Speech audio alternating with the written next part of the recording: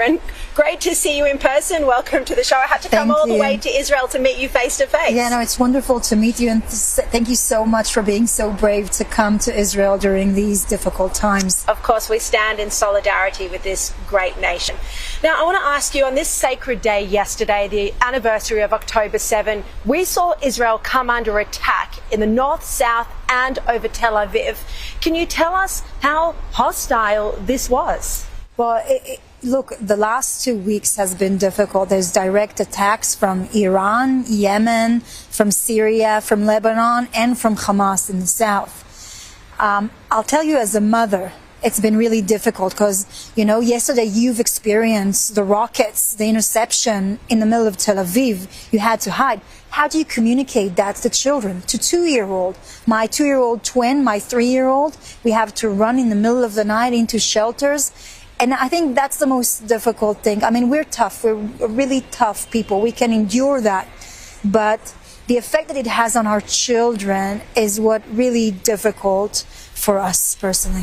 And I knew that there were a constant barrage of rockets coming from Hezbollah into the north, but I had no idea the extent of it until I was here, because I keep talking about this app that you have on your phone, and it pings whenever there's an incoming missile, and all day long it pings. The majority are from the north. Yeah, all day, all night. The north has been under attack for the last year. And the international community has promised Israel a diplomatic solution. That's why we tied our hands. Towns were destroyed, cities were destroyed, people are evacuated from their home, tens of thousands of refugees, people were murdered, children were murdered by those rockets, and they send them every single day. And so enough is enough. Just 2 weeks ago, we said we have to operate in order to bring back the safety and the security to our northern border, and that's what it is right now. Everyone just forgets the 12 Israeli Druze children who were killed on the soccer field. Why should families in Israel, have to put up with this? They need to clearly eliminate the terror threat. Sharon, I want to ask you about Iran. Clearly, the Netanyahu government must be right now in discussions with the United States about how to respond to Iran. We're expecting that response in the next few days, probably. Initially, there was discussion, and I spoke with Naftali Bennett yesterday. He thought the strike should be on Iran's nuclear sites to stop its nuclear development program. But now we're hearing in the New York Times that it looks like it's going to be on military sites, if you can believe those reports. What do you think should happen, and what do you think will happen? I think that this is a regional opportunity, not just a regional opportunity. This is an opportunity to make a safer world for all of us. Iran is the leading force of radical Islam. It's spreading its tentacles everywhere. You see what they're doing now in Iraq. They're trying to create a coup in Jordan. It's only a matter of time. Now think about this regime with nuclear power. This is an opportunity for the international community to make sure that in 5-10 years the world is safer. And I believe we need to target those nuclear reactors that Iran has been building for years now. And we need to target their missiles warehouses and missiles factory.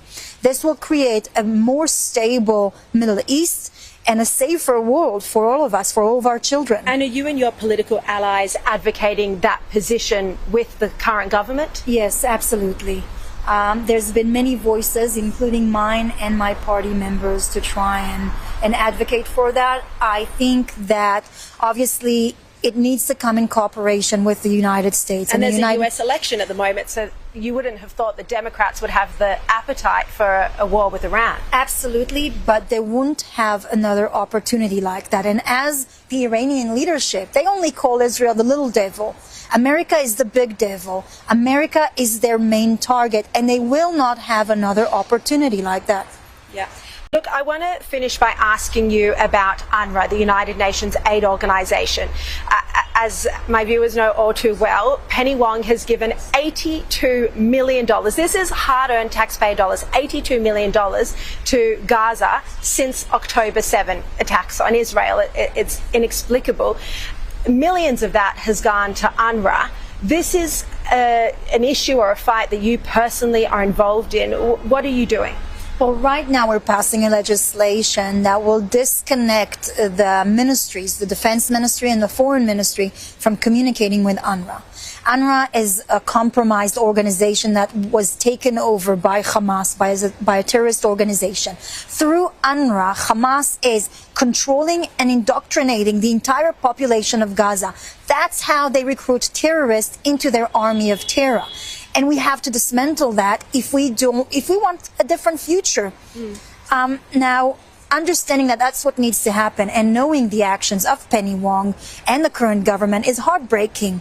Because just 2 days ago, Hamas had said that when Israel eliminated a senior commander, he was the head of the unions of teacher of UNRWA in Lebanon. Okay? It means that Penny Wong is paying the salaries of terrorists, of Hamas high commander activists on one hand, while it's sending condolences on the other. You can't have it both ways. You have to choose. Either you fight those radical Islamist voices, those terrorists who want to... So you're saying Australia is funding terrorism through UNRWA? Absolutely, and they know that.